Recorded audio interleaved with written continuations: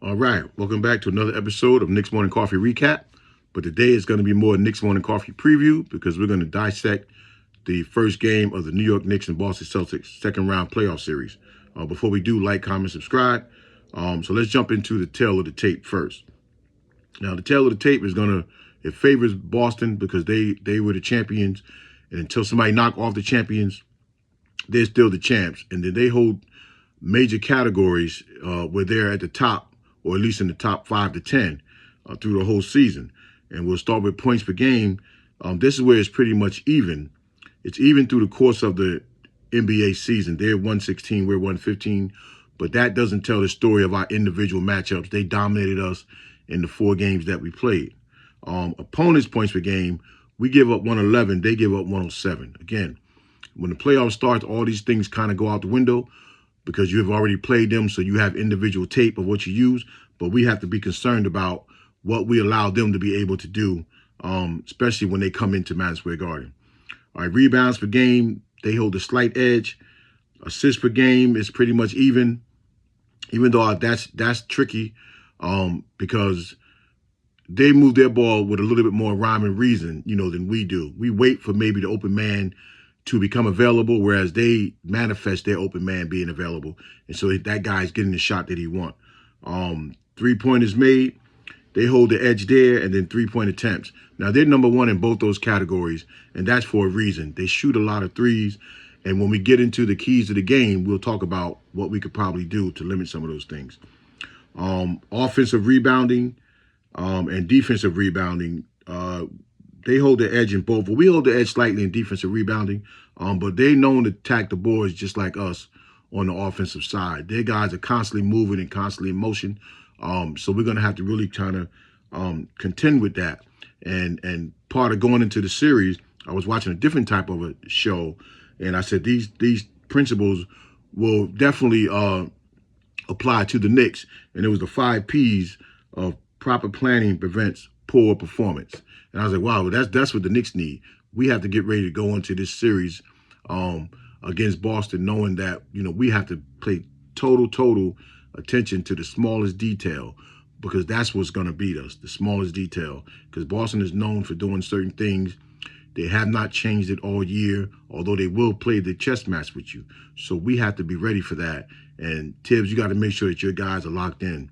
This is where those assistants on the bench are all going to be needed.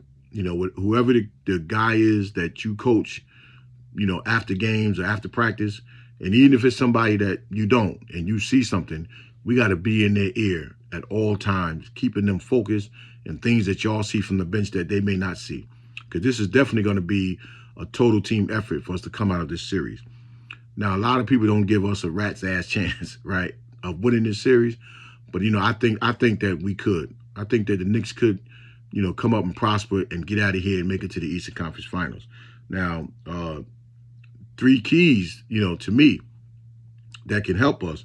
Now, one would be to limit their threes. Now, you're not really going to limit their threes because they pull it from every facet of their offense. They pull it from the pick and roll. They pull it from the ISO.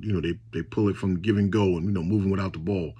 So it's hard to limit their threes, but I think what we have to do is that we have to make it difficult and maybe limit some of their open looks.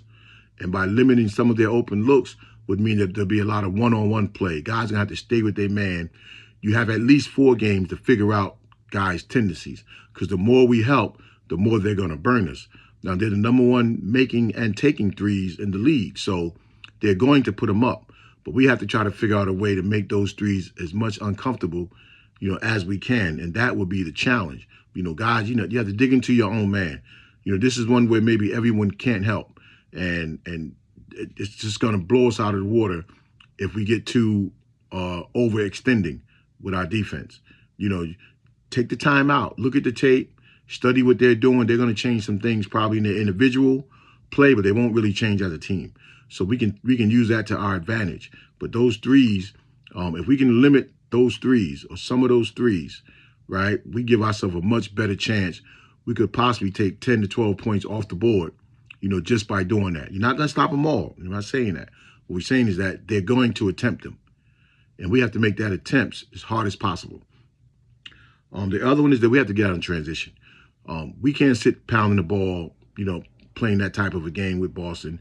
They're an excellent rotating team. If we try to stay in the half court, we have to get out and run. At every opportunity, whoever gets that ball, look ahead. A la the way Jason Kidd, Steve Nash, even Lonzo Ball, when they touch it, it's moving. It's not standing still and it's not stagnant. Now, there are times in the games where that has to be, but running has to be a priority for us.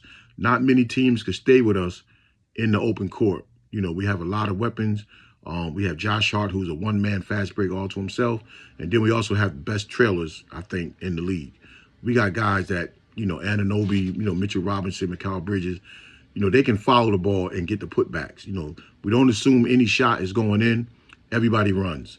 And I think if we can do that effectively, and we know we can, that also we can take 3-pointers away from them, but we can add 2s to our game by getting out and running, and then that also you get the foul, so now you get some easy baskets that way.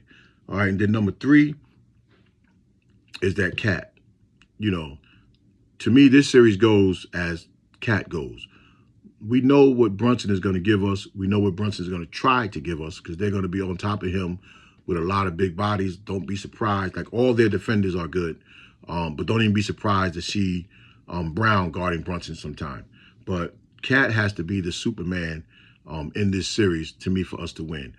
They will not have an answer for him down low. Now, if we only keep him on the perimeter all the time, that's going to play into their advantage.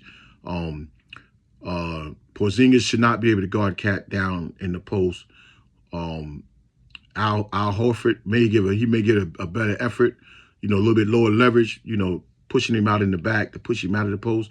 But Cat has to establish his dominance in this series for us to be successful. Now, it still is a total team effort, but we need that. We need that punch, from him. And we look at what Brunson gives us and what Jason Tatum gives them.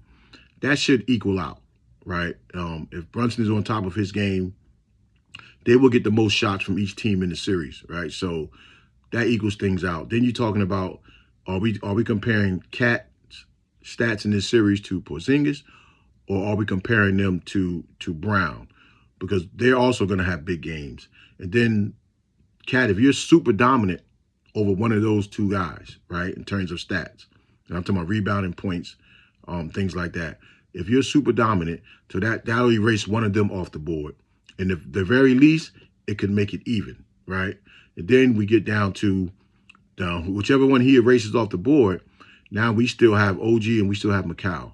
So that means one of y'all are going to have to also play a superhuman game. It'd be nice if y'all both can do it in the same game, but one of y'all are going to have to. The other one would probably have to suspend so much energy on the defensive end. But one of y'all got to be that third wheel for us to come up big and get out of this series. But to me, it all circles back around to Cat has to be dominant. He's a low post force when he wants to be. Now, I don't like that pounding and giving that defense a time to set up. I would like to see him just go down in the post, get the ball, and do your thing. You came to us in the beginning of the season doing that.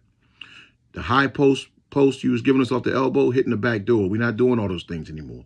Guys have gotten too comfortable. So we have to get back to some of the things that works, Cat. And to me, it's on you. We know Brunson's going to leave his heart out there on the floor. And we don't just need your heart. We need your skill. We need your determination that they cannot guard you. All right, so now we look at our other guys, which would be Josh Hart and their other guys, right? So White is a deadly three-point shooter and not afraid to take it. But that's not going to match up with Hart. That's going to match up with one of our bench guys, in particular Deuce or Payne. And then they're also bringing in Hauser and Pritchard. All right, so we're going to have another third guy coming off that bench that's also going to have to be a dead-eye, deadly shooter. Just besides, and that brings me to Shamet, because this is going to be a three-point fest in this whole series. And we're going to have to be able to match them, but match them in makes, not just match them in attempts. All right, so now we still have our secret weapon is Mitchell Robinson. So Mitchell Robinson can come in, and there's going to be a lot of threes taken, but when the man gets beat, this is where Mitchell Robinson earns his bread and butter. Because unlike Cat, he meets the defender on a pick and roll at the point of attack. So that will limit some of the pulling up from behind the threes or the downhill, that Cade Cunningham was able to shred us with. So that's going to change, and the helper, that's when it can come in handy. It's not going to come in handy if we are rotating just because somebody get a quick drive.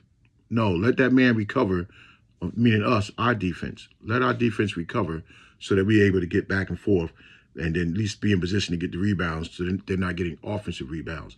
But at least on the point of attack of the pick and roll, that's where you have to help because we're going to need Mitch to step up right away. Cat is not going to do it.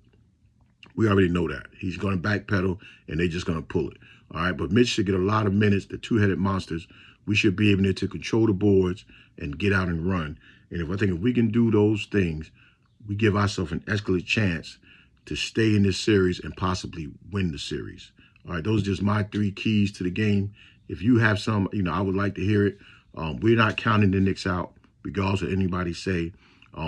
It's customary for a team to go up 2-0 at home and then the other team to come back and go, get their 2 back. But we don't know how this series is going to go. But one thing we do know for sure is that if the Knicks come to play, then Boston going to have all the shit they can handle. All right, and I believe that. But it's on us. All right, so until next time, I'll see y'all after game 1, if not, the next day, and then we can discuss it. But let me know what y'all think in this series, and, do the Knicks have a fighting chance? Peace.